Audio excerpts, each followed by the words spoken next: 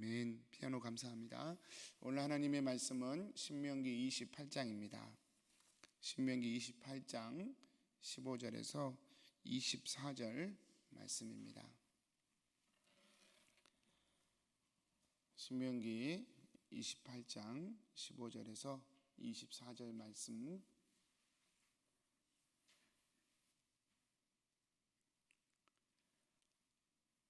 우리 한 절씩 교독하겠습니다. 내가 만일 내 하나님 여호와의 말씀을 순종하지 아니하여 내가 오늘 내게 명령하는 그의 모든 명령과 규례를 지켜 행하지 아니하면 이 모든 저주가 내게 임하며 내게 이를 것이니 내가 성읍에서도 저주를 받으며 들에서도 저주를 받을 것이요 또 내 광조리와 떡반죽 그릇이 저주를 받을 것이요 내 몸의 소생과 내 토지의 소산과 내 소와 양의 새끼가 저주를 받을 것이며 내가 들어와도 저주를 받고 나가도 저주를 받으리라. 내가 악을 행하여 그를 잊음으로 내 손으로 하는 모든 일에 여호와께서 저주와 혼란과 책망을 내리사 망하며 속히 파멸하게 하실 것이며 여호와께서 내 몸에 연병이 들게 하사 내가 들어가 차지할 땅에서 마침내 너를 멸하실 것이며 여호와께서 폐병과 열병과 염증과 학절과 한재와 풍재와 썩는 재앙으로 너를 치시리니 이 재앙들이 너를 따라서 너를 진멸하게 할 것이라. 내 머리 위에 하늘은 노시 되고 내 아래의 땅은 철이 될 것이며 여호와께서 비 대신에 티끌과 모래를 내 땅에 내리시리니 그것들이 하늘에서 내 위에 내려 마침내 너를 멸하리라. 아멘. 아멘. 이제 며칠 동안 말씀의 긴 터널을 지나가야 될 것 같습니다. 참 읽기만 해도 좀 약간 위축되고 좀 마음이 무거워지는 그런 말씀들을 또 저희가 묵상을 하게 됩니다. 어제까지 저희가 28장 1절부터 14절까지 축복에 관한, 하나님과 함께하는 자에게 주시는 축복에 대해서 하나님 말씀하셨는데요. 이제 15절부터 68절까지 이 끝절까지는 하나님과 함께하지 않는 경우에 임하는 저주에 대해서 이렇게 말씀을 하고 있습니다. 제가 몇 가지만 한번 정리해드리고 싶은 게 있어요. 첫 번째로 이 땅의 축복이 하나님을 믿는 이유가 되어서는 안 되는 것처럼 이 저주가 무서워서 하나님을 믿는 이유가 되어서도 안 될 것이라는 것입니다. 성도님들, 이것 먼저 한번 제가 정리했으면 좋겠어요.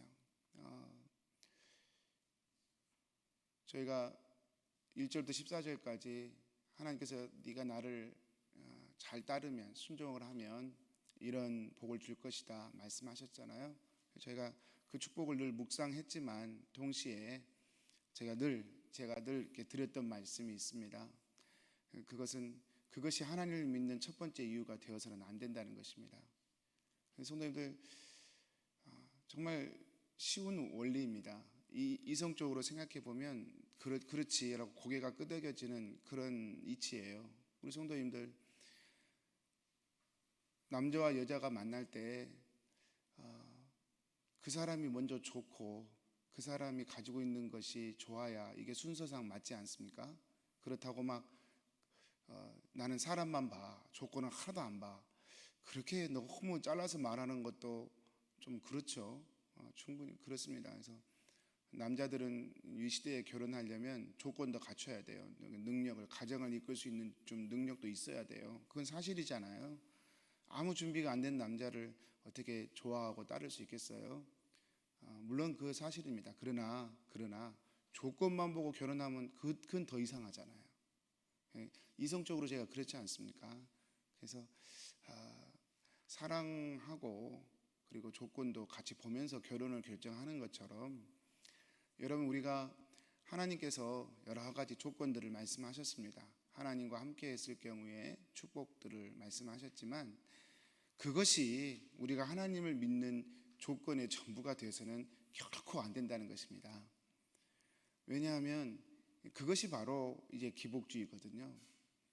기복주의로 또 잘라서 얘기해 버리니까 좀 냉정해지는데, 하나님을 섬기는 것이 아니라 결국은 그 축복을 섬기는 것이 되기 때문에, 여러분, 조건을 보고 결혼을 하면 그 사람과 결혼하는 것이 아니라 조건과 결혼하는 것이죠.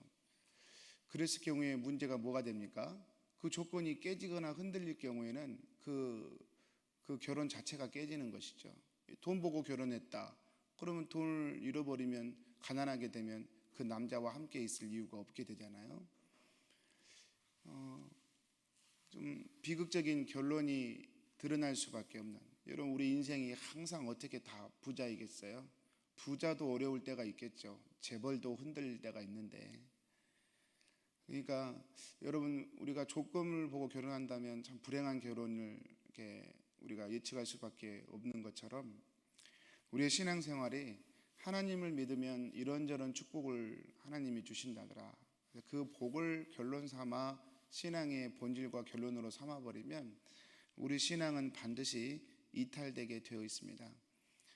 팀 켈러의 탕부의 하나님이라는 책을 요즘 제가 한번 깊이 보고 있는데, 그 책의 결론이 그래요. 첫째 아들이 아버지 곁에 함부로 떠난 적이 없어요. 그런데 첫 번째 아들은 아버지를 아버지라고 믿고 의지한 적이 단 한 번도 없어요. 그래서 탕자의 비유를 좀 설명한 책이 이 책인데, 진짜 문제는 첫 번째 아들이었어요. 왜냐하면 둘째는 자기가 잘못해서 나가서 잘못해서 결국 아버지의 마음 안으로 들어가는데, 첫째는 결국은 안 들어가거든요. 아버지의 마음 안으로 안 들어갑니다. 끝까지 잔치집 밖에서 그 이야기가 끝나고 말아요. 이게 우리에게 던져주는 시사한 것이 굉장히 큽니다. 첫째가 왜 안 들어갔겠는가? 둘째도 죄를 지을 때 아버지를 원치 않았어요. 아버지의 돈을 원했어요. 그래서 원래 유대인들의 그 컬처 가운데는 아버지가 돌아가신 다음에 유산을 요구하게 되어 있는데, 아버지가 멀쩡히 살아 계시는데도 유산을 요구했단 말입니다.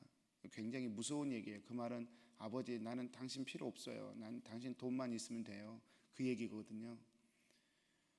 근데 아버지는 그걸 참아주시죠. 그리고 돈을 주죠.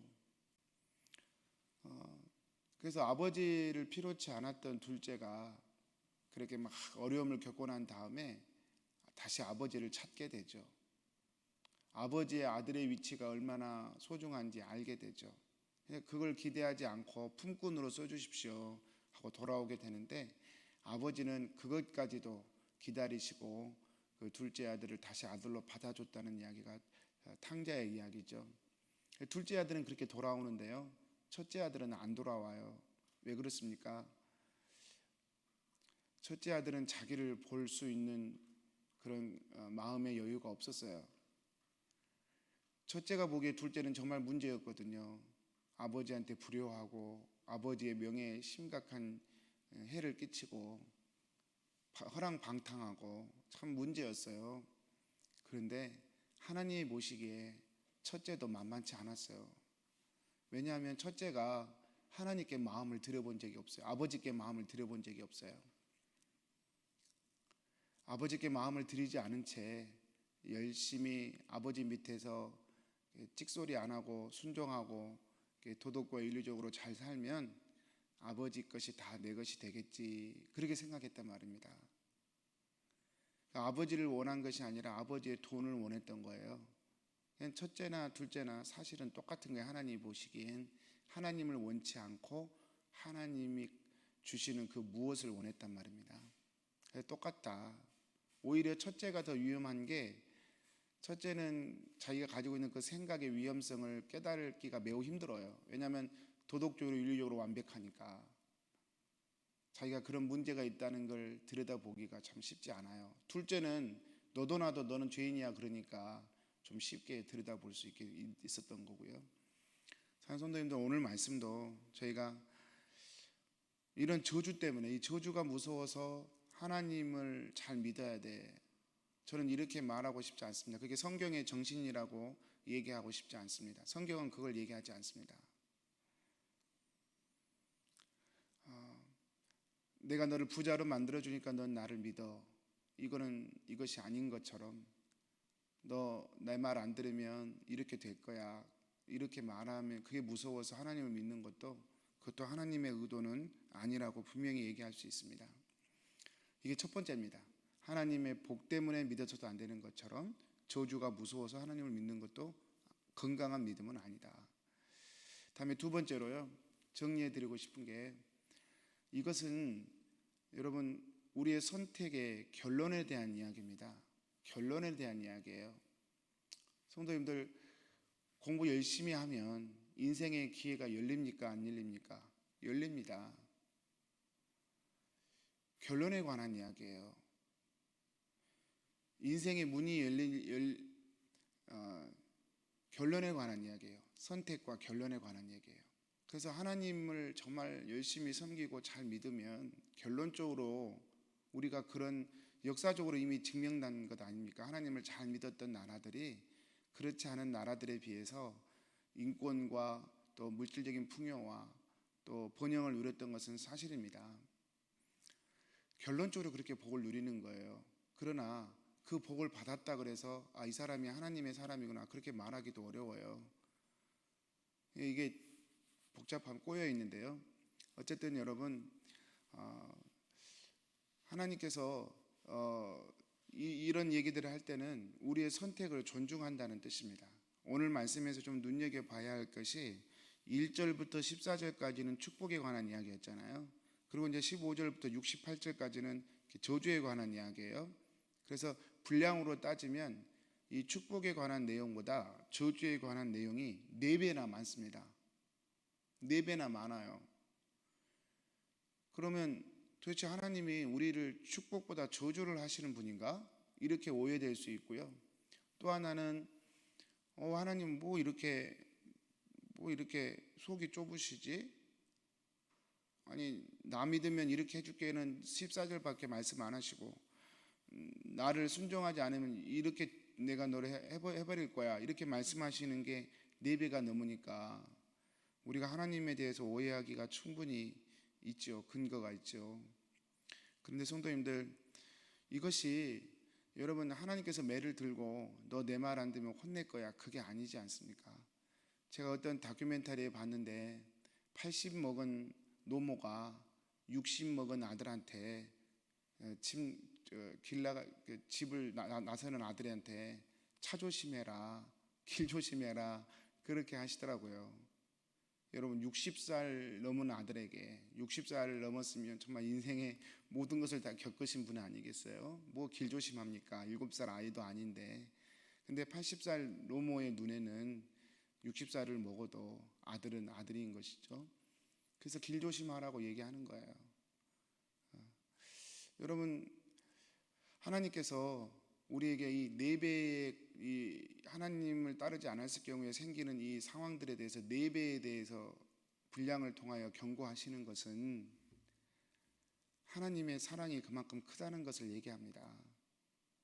우리 부모님들이 자녀에게 너 이렇게 되면 공부 잘못된 친구 사귀면 너 이렇게 될 거야 그렇게 얘기할 때 우리가 부모님이 내 말이 증명되어서 너가 정말 잘못된 친구 사귀어가지고 잘못돼 버려라 내 말이 맞게 증명되게 이렇게 말하는 그런 마음으로 말하는 부모님은 한 사람도 없잖아요. 왜 우리가 그런 말을 합니까? 좋은 친구 사귀어야 돼, 좋은 거 봐야 돼, 건강하게 살아야 돼. 왜 그렇게 얘기합니까? 그렇지 않으면 위험해질 거야. 왜 그렇게 얘기합니까? 좋은 것을 선택하게 하기 위해서 이런저런 선택의 결론들을 살아봤으니까 얘기할 수 있는 것이죠. 여러분 하나님의 심정도 정확히 그렇습니다. 하나님은 좋으신 하나님이시고 우리를 축복하기를 원하시는 하나님이십니다. 그러나 우리가 하나님을 선택하지 않으면 여러분 하나님 없음의 결론들을 우리가 누릴 수밖에 없다. 이것은 여러분 너무 분명한 사실이에요. 그래서 여러분 이건 선택과 그 결론에 관한 이야기입니다. 그러므로 우리가 뭘 해야 돼요? 선택을 잘해야 돼요. 하나님과 함께 사는 것, 하나님을 의지하고 사는 것, 그것을 선택하시면 돼요. 선택하시면 됩니다. 하나님을 붙들고 살면 되는 거예요. 그걸 하나님께서 설득하고 또 말씀해 주고 싶어서 이런 얘기들을 하는 것입니다. 그래서 너무 결론을 앞에 두고 이 과정을 해석해 버리면 우리의 신앙의 본질이 흐트러질 수 있어요. 그냥 하나님을 선택하면 이건 결론적으로 주어지는 것이다. 그래서 하나님을 선택하느냐 선택하지 않느냐의 그 선택이 우리한테 있다. 세 번째로는요, 성도님들, 이런 선택을 주시는 것 자체가 하나님의 사랑이에요. 이런 선택을 주시는 것 자체가. 제가 탕부의 하나님 책을 보면서 다시 한번 느꼈어요. 여러분, 아버지여도 아들 마음은 억지로 할 수가 없어요. 기다려주고 또 돌아오면 얼마든지 품어주는 게 아버지의 사랑이에요. 심지어는 이건 문제가 있어. 이 둘째는 절대로 받아들이면 안 돼. 그렇게 말할 수밖에 없는 둘째 아들도 아버지는 기다리시고 품어주시는 분이세요. 그런데 성도님들, 첫째는 아버지 말 안 듣는 첫째도 잔치집에 입구에서 아버지한테 화를 내잖아요. 왜 저런 인간한테 이런 걸 해주냐고. 그 화를 내는데 아버지가 달래잖아요. 야, 내 것이 다 네 것인데 뭐가 그렇게 문제냐. 같이 들어가자. 네 동생이 돌아왔지 않느냐. 죽었다가 살아났지 않느냐. 내가 참 기쁘다. 같이 들어가자. 그런데 첫째는 안 들어가요. 여러분, 이 얘기만 들어도요, 유대인들이 이 얘기를 들었을 경우에 둘째가 아버지의 재산을 받아가지고 나갔을 때도 화가 났겠지만 이 첫째처럼 아버지 말을 안 듣고 아버지의 마음을 이해하지 못하는 아들도요 똑같아요. 만만치 않아요. 듣는 사람들이 정말 화가 났을 거예요. 이 정말 못된 놈이네. 아버지가 그렇게 사정하는데도 안 들어가? 얘기 들으면서요 화냈을 거예요. 듣는 사람들은 그렇게 들었을 거란 말입니다.